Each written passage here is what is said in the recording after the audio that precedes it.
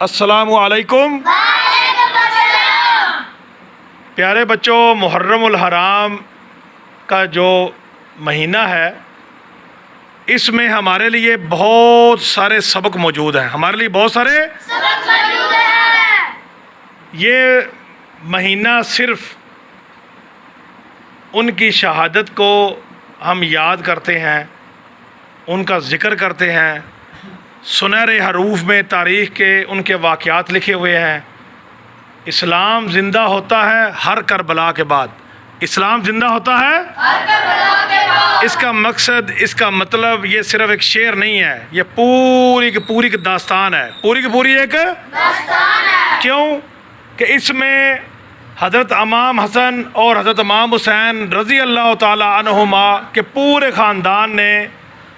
ایک پورے امت مسلمہ کا ایک سبق قیامت تک کے لیے دیا کہ حق بات پر کھڑے رہنا ہے، حق بات پر کسی بھی ناحق، کسی بھی کفر، کسی بھی باطل کے آگے جھکنا نہیں ہے، کسی صورت میں بھی جھکنا نہیں ہے، چاہے وہاں آپ کو اپنی جان، اپنے مال، اپنی آل، اپنی اولاد ہی کیوں نہ قربان کرنی پڑے، لیکن اسلام کو آنچ نہیں آنے دینی، اسلام کو آنچ نہیں آنے دینی۔ اس سے ہمیں یہ سبق ملتا ہے، لیکن اس سبق سے ہم بہت دور ہیں، اس سبق سے ہم نے اپنے آپ کو صرف محدود کیا ہوا ہے چاول بانٹنے تک اور پانی بانٹنے تک، چاول بانٹنے تک اور پانی بانٹنے تک، اور پھر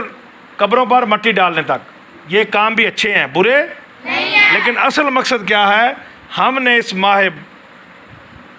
مبارک سے اور اس واقعہ کربلا سے جو ایک عظیم داستان ہے ہمارے لیے، ایک عظیم ایک واقعہ ہے ہمارے لیے، اس میں بہت ایک دردناک اور ایک بہت دل کو دہلا دینے والے واقعات موجود ہیں جو یزید نے اہل بیت کے ساتھ کیا۔ اس نے کسی قسم کی رحم اور کسی قسم کی کوئی بھی لحاظ آل رسول کا نہیں کیا، اس نے کسی قسم کا لحاظ نہیں کیا۔ کچھ لوگ کیا تھے؟ ان کو یزید کا علم تھا کہ یہ حق پر نہیں ہے، یہ حق پر نہیں ہے، لیکن وہ یزید سے ڈرتے تھے، یزید سے ڈرتے تھے۔ لیکن سچے اور اچھے مسلمان کا کام ڈرنا نہیں ہے۔ قرآن پاک میں بھی ایک جگہ فرمان ہے کہ جو اللہ کے نیک لوگ ہیں، حق والے لوگ ہیں، ان کو کسی چیز کا نہ ڈر ہوتا ہے، نہ ان کو غم ہوتا ہے، نہ ان کو وہ کسی سے ڈرتے نہ کسی بات پر سمجھوتا کرتے ہیں۔ وہ ہمیں اس واقعہ سے یہ سبق ملتا ہے کہ جو بھی مشکل آ جائے، ہم نے دین کے معاملے میں کسی بات پہ سمجھوتا نہیں کرنا اور کسی کفر کے آگے اپنا سر نہیں جھکانا۔ اور اس میں سب سے بڑا اور بھی ایک ہمارے لیے ایک درس موجود ہے کہ جو بھی ہو جائے نماز کسی حالت میں نہیں چھوڑنی، نماز کسی حالت میں نہیں چھوڑنی۔ یہ جو بات آپ کو میں نے تھوڑی دیر پہلے بتائی کہ ہم چاول بھی بانٹتے ہیں، پانی بھی بانٹتے ہیں، لیکن جو ہمیں اصل سبق دیا گیا ہے، جو ہمارے لیے انہوں نے ایک مثال ایک ہمارے لیے قائم کی کہ ہم جو مرضی ہو جائے کفر کے آگے نہ جھکیں، نماز کو کسی حالت میں نہ چھوڑیں۔ نماز تو ہم باقاعدگی سے پڑھتے نہیں ہیں، نماز تو ہم باقاعدگی سے اور جب ان کو شہادت نصیب ہوئی تو اس کے بعد بھی نیزے پر ان کا سر اقدس تلاوت کلام پاک میں مصروف تھا، تلاوت کلام پاک میں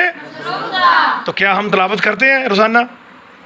ہمیں ڈیلی تلاوت کرنی چاہیے، ہمیں ڈیلی روزانہ تلاوت کرنی چاہیے، روزانہ باقاعدگی کے ساتھ نماز پڑھنی چاہیے۔ یہ ہمیں سبق ملتا ہے ان سے کہ جو مرضی ہو جائے نماز ہم شادی کو شروع ہو جائے، ولیمے پہ ہم ادھر کھانے کھا رہے ہوتے ہیں، نماز چھوڑ دیتے ہیں، بارات پہ ہم دولہے کے ساتھ جا رہے ہوتے ہیں، نماز چھوڑ دیتے ہیں۔ آج ہی مہندی ہے، عشاء بھی گئی، صبح فجر بھی گئی۔ قرآن پاک کو کئی ہفتوں کئی مہینے کھول کر اس کی تلاوت نہیں کبھی کی، تو کتنے افسوس کی بات ہے۔ اس سے صرف زبانی کلامی باتیں کرنے سے، افسوس کرنے سے دین کی خدمت نہیں ہوتی، دین کے اوپر عمل کر صحیح طریقے سے دین کی خدمت ہوتی ہے، دین پر عمل کرنے سے۔ ایک اس واقعہ سے ایک بات ہمیشہ یاد رکھنی ہے، کفر کے آگے سر نہیں جھکانا، اور دوسرے نمبر پہ جو بھی تکلیف آ جائے، جو بھی آزمائش آ جائے، ہم نے باصبر رہنا ہے، ہم نے۔ لیکن کبھی کبھار یہ بھی ہوتا ہے کہ اللہ تعالیٰ اپنے نیک لوگوں سے امتحان لیتا ہے، اپنے نیک لوگوں سے امتحان لیتا ہے۔ آپ حق پر ہیں تب بھی آپ پر مشکلیں آئیں گی، بلکہ آپ پر زیادہ مشکلیں آئیں گی۔ جب آپ حق پر ہیں تو آپ پر زیادہ مشکلیں آئیں گی، امتحان اللہ تعالیٰ اپنے بندوں سے لیتا ہے یا دوسرے بندوں سے لیتا ہے؟ اپنے بندوں سے۔ شاباش۔ جب ہم اللہ کے بندے ہیں اور اللہ کے جب محبوب بندے بن جائیں گے تو اللہ تعالیٰ ہم سے ٹیسٹ بھی لے گا، اللہ تعالیٰ ہم سے ٹیسٹ ملے گا، ہمارے موٹر سائیکل بھی خراب ہوں گے، کھیت میں جو فصلیں ہیں ان میں بھی خرابی ہو سکتی ہے، مویشی بھی بیماری کا شکار ہو سکتے ہیں، گھر میں بھی مشکل آ سکتی ہے، لیکن ہم نے گلے شکوے، لیکن اللہ تعالیٰ سے دعا کرنے، یا اللہ تعالیٰ تیرا بڑا احسان، تیرا بڑا شکر ہے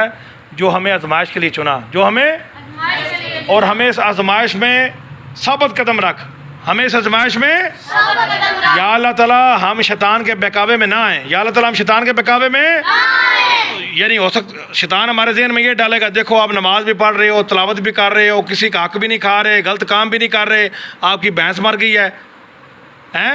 آپ کے چاول کے جو فصل ہے اس کے اوپر بارش زیادہ ہو گئی ہے، تو اس کا یہ مطلب تو نہیں کہ ہم اچھے کام کر رہے ہیں چھوڑ دیں اور اللہ تعالیٰ کو بھول جائیں۔ ہم نے کیا بولنا ہے؟ یا اللہ تعالیٰ ہمیں معاف فرما، جو اگر ہم سے غلطی ہوئی ہمیں، اور ہمیں اس کا اچھا نعم البدل عطا فرما، اس کا اچھا ہمیں۔ محرم الحرام اس بابرکت مہینے اور اس مقدس مہینے سے ایک سبق ہم نے اپنی زندگی میں ہمیشہ شامل رکھنا ہے۔ زندگی کا کوئی بھی واقعہ پیش آ جائے، جھوٹ نہیں بولنا، چوری نہیں کرنی،